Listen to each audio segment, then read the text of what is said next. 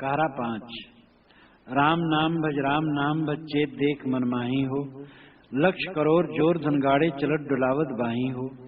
दादा बाबा औ परपाजा जिनके यह भुई भाड़े हो, आधर भय हियो की फूटी तिन काहे सब छाड़े हो। ई संसार सार को धंधा अंतकाल कोई नाही हो, उपजत बिनसत बार न लागे जो बादर की छाई हो। नाता गोता कुल कुटुंब सब इनकर कौन बड़ाई हो, काहीं कबीर राम भजे बिन बूढ़ी सब चतुराई हो। साहब राम नाम भजन कहते हैं, वह राम नाम खंडन नहीं करते हैं। खंडन इस दिशा में करते हैं कि बस उसी पकड़ के बैठ गए, अब रात दिन रम रम रम रम रम रम किए हैं।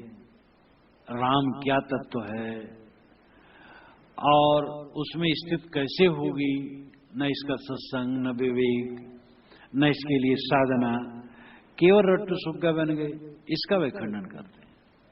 साहब कहते राम नाम भजो, राम नाम से जो तत्व है उसका स्मरण करो। रमन्ते योगिनो जिसमें निद्रामा, जोगी जन जिसके विषय में रमण करते हो राम है। हृदय वसे ते राम न जाना, घट घट में जो बस रहा वो राम है। उस राम में रमण करो, चेत देखो मन माही हो, और मन में चेत करके देखो, सावधान हो करके देखो। लक्ष करोड़ जोर धन गाड़े चलत डोलावत बाही हो, तुम लाखों और करोड़ों रुपए धन जोड़ करके गाड़ते हो जमीन में। अब जमीन में गाड़ने की बात खत्म हो गई करीब करीब, अब बैंक आ गया है। पहले बैंक नहीं था, तो धन कमाते थे उसको सिक्के के रूप में, चांदी या सोने के सिक्के के रूप में कर लेते थे और घड़े में रख करके जमीन में गाड़ देते थे। तो साहब कहते लक्ष करोड़ लाखों करोड़ों जोर धन को जोड़ करके इकट्ठा करके गाड़े, जमीन में गाड़ दिए। चलत डुलावत बाही हो, और हाथ को डुलाते हुए चलते हो, बड़ा अहंकार। कहते हैं कि भुरकी भर रुपया तो खोना भर बुद्धि। ये अवध क्षेत्र की ग्रामीण बोली है, भुरकी भर रुपया खोना भर बुद्धि। यानी थोड़ा रुपया हो तो बुद्धि बहुत बड़ी उनकी लगती है, थोड़ा सा रुपया कोई रखे हो तो इतनी बुद्धि का अहंकार उसको होता है कि मेरे समान कौन है। तुम रुपया बटोर लिए, जमीन में गाड़ दिए, धनी हो गए।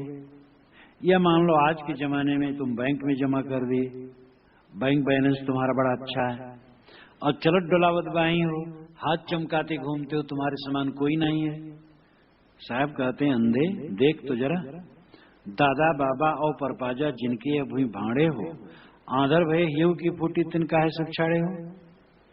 दादा और बाबा और परपाजा, यहां दादा का अर्थ है पिता,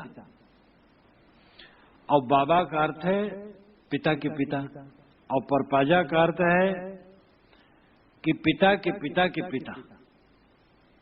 पिता पितामह पर पितामह, एक क्रम, दादा पिता, बाबा परपिता और परपाजा पितामह। मतलब तुम्हारी परंपरा के पहले के लोग जिनके यह भूई भाड़े हो, जिनकी ये भूई थी और भाड़ा था। भूई नाम जमीन, भाड़ा नाम बर्तन, लेकिन भूई भाड़े का लाक्षणिक अर्थ है संपत्ति। ये सारी संपत्ति जिनकी थी, आदर भय हियो के फूटे तिन काहे सब छाड़े हो। तुम अंधे हो बाहर के, और भीतर के नेत्र भी फूटे हैं, तिन काहे सब छाड़े हो। वह सब छोड़ छोड़ करके क्यों चले गए। बाहर के नेत्र तुम्हारे इसलिए फूटे हैं कि तुम देखते हो लोगों को मरते, और अपने नहीं सोचते हो कि तुम भी मरोगे। और हृदय के नेत्र विवेक विचार के इसलिए फूटे लगते हैं कि सहज समझा जा सकता है जो चीज मिलती है वो छूटती है। जन्म के बाद मृत्यु निश्चित है। सर्वे क्षयांता निचया पतनांता समुच्चया, संयोगा विप्रयोगांता मरणांतम ही जीवितम। ये वाल्मीकि रामायण में कहा गया है। सर्वे क्षयांता निचया, सारे संग्रहों का विनाश है। निचया का मतलब संग्रह, सारे संग्रहों का विनाश, सर्वे क्षयांता नीचा, पतनांता समुच्छया। समुच्छया जो ऊपर उठा है, पतनांता नीचे जाएगा। कब तक ऊपर रहेगा? पतनांता समुच्छया। संयोगा विप्रयोगांता, संयोग हुआ है तो वियोग पक्का है, मिला है तो छुटेगा। मरणांतम ही जीवितम, जो जी रहा है, जन्म लिया है, जी रहा है, मरेगा जरूर। दुनिया में सबसे बड़ा आश्चर्य तो यही है कि लोगों को मरते देख करके हम नहीं सोचते हैं कि हमारा शरीर भी मरेगा। युधिष्ठिर से यक्ष ने यही प्रश्न किया था, अनेक प्रश्नों में यह प्रश्न किया था कि दुनिया में सबसे बड़ा आश्चर्य क्या है? तो युधिष्ठिर ने उत्तर दिया था, अन्यानि भूतानि गच्छन्ति हिमालयम शेषाः स्थावरमिच्छन्ति किमाश्चर्यमतः परम।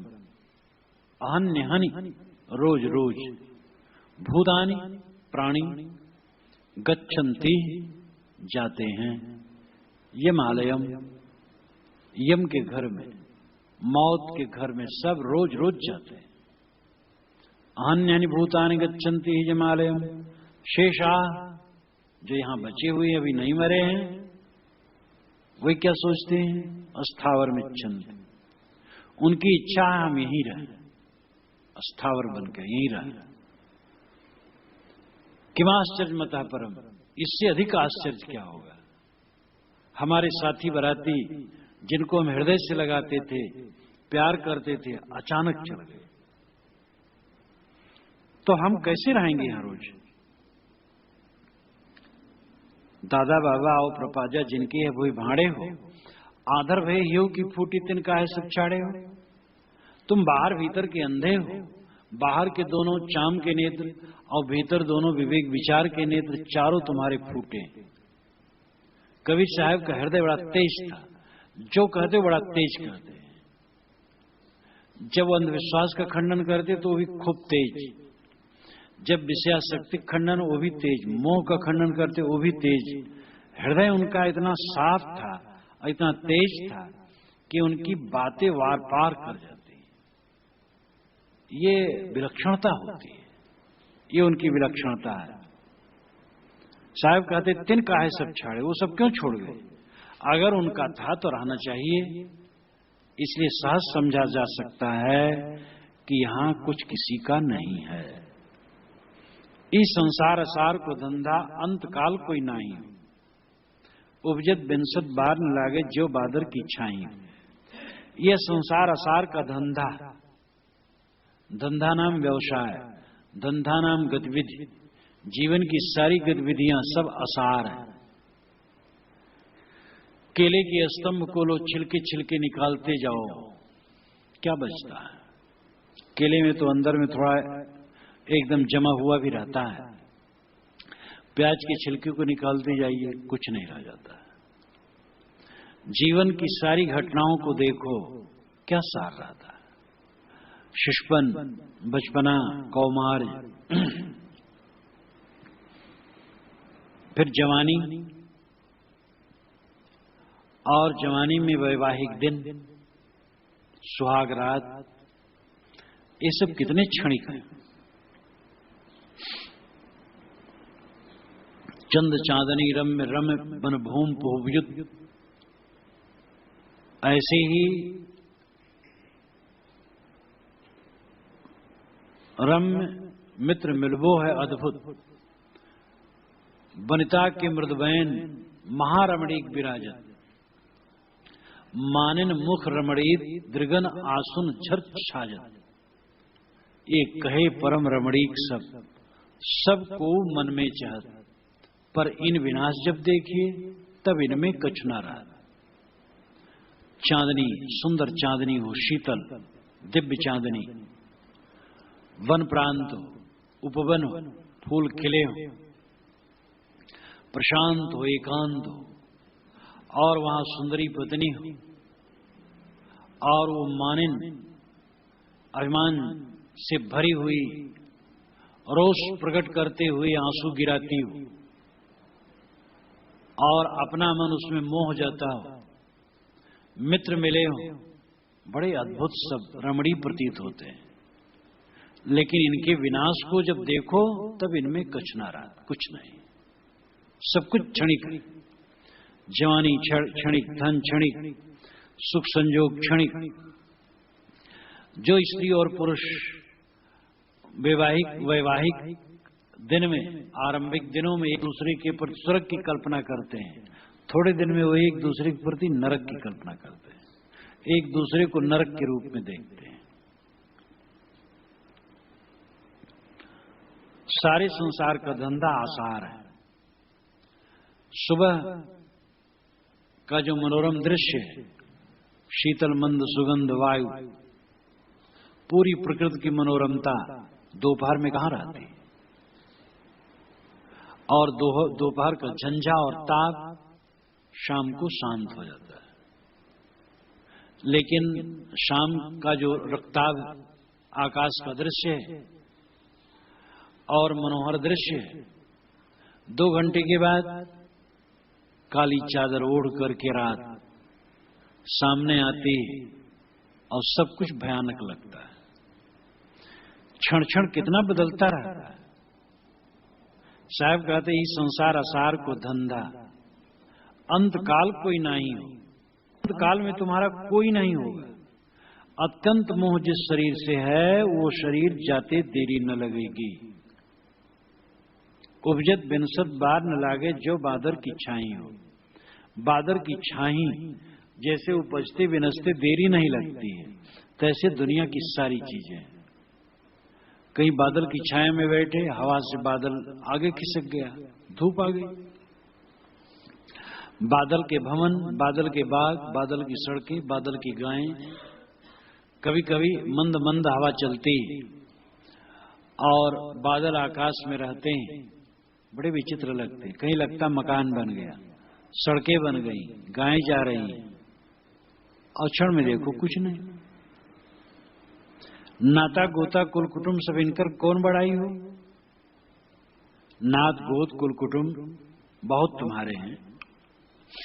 नाता शादी विवाह से नाता जुड़ता है, जन्म से गोत्र होता है। ये नाता और गोता में फर्क है। जहां नाता होता है वो गोत्र नहीं होता है, जो गोत्र होता है वो नाता नहीं, वो तो गोत्र ही है। तो जहां अपनी वंशावली है वो गोत्र है, और जहां पर विवाह शादी होता है वो नाता है। कुल कुटुंब, कुल परंपरा और कुटुंब, अपना परिवार, इनकर कौन बढ़ाई, उनकी क्या बढ़ाई है। हम देखते हैं कि हमारे पितामह का कुछ नहीं रहा, हमारे पिता का भी कुछ नहीं रहा। थोड़े दिन में कितना सब सूना हो जाता है। यहां पर जो हम बड़ाई करते हैं, हमारे ऐसे हमारे वैसे, क्या धरा रहता है। कहां कबीर राम भजे बिन बोरी सब चतुराई। साहब कहते एक राम भजन के बिना सब तुम्हारी बुद्धिमत्ता डूबेगी। राम भजन ही जीवन में सार है। साहब ने पहले कहरा में, इसके पहले कहरा में राम राम का खंडन किया, और इसमें भजन करने कहते हैं। ये क्या मतलब है। खंडन उन्होंने नहीं किया, उन्होंने तो ये कहा कि तुम केवल नाम जप में डट पड़े हो, राम राम कह रहे हो और राम नाम का व्यापार कर रहे हो, लेकिन राम क्या है इसको तो समझो, और राम समझ करके राम में लीन हो, बहिर्मुख न बने रहो, शब्दावली में न पड़े रहो, और जिंदगी भर राम राम राम राम राम कहते ही रह जाओगे तो बहिर्मुख बने रहोगे। जहां मन वाणी दोनों का अंत होता है वो राम तत्व है, वो राम तत्व निज तत्व है। राम नाम निज जान के छाड़ दे वस्तु खोट। राम ऐसा नाम ये निज का ही, आत्मा का ही। इसलिए खोटी वस्तुएं छोड़ दो, कल्पनाओं को छोड़ दो। तो राम निस्वरूप है, और उसके भजन चिंतन आराधन स्वरूप लीनता स्वरूप स्थित के बिना तुम्हारी सारी बुद्धिमत्ता डूब जाएगी। तुम्हारी बुद्धिमत्ता दुनियादारी के लिए है, धन दौलत विद्या प्रभुता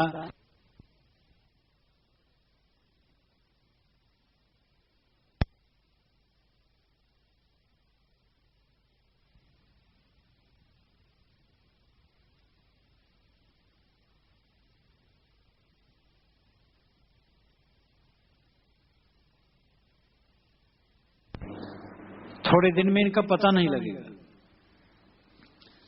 इसलिए इस दुनिया में हमें चाहिए कि अपना काम करें विवेक से।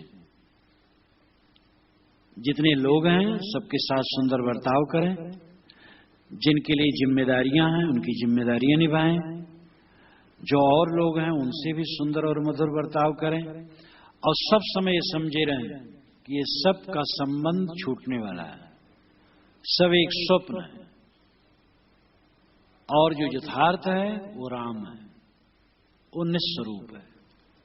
कहें कबीर, सारी दुनिया विनसे रहे राम अविनाशी। सारी दुनिया विनसती है लेकिन राम नहीं विनसता, वो नित्य रहता है। तो दुनिया हमारी क्या है, ये सारा संसार तो कभी नहीं विनसेगा, ये तो बना रहेगा, चलता रहता है, बीज वृक्ष प्रवाह। हमारी अपनी मानी हुई दुनिया ही सारी दुनिया है। हमारा अपना माना हुआ कुल कुटुंब, नाम रूप, धन दौलत, ये सब का विनसना पक्का है, लेकिन राम नहीं विनसेगा। जो नहीं विनसेगा और जो हमारा अपना है उससे हम दूर हैं, और जो क्षण क्षण विनसता है उसी में हम पछते हैं। इसलिए विनसने वाली चीजों में ममता न करें।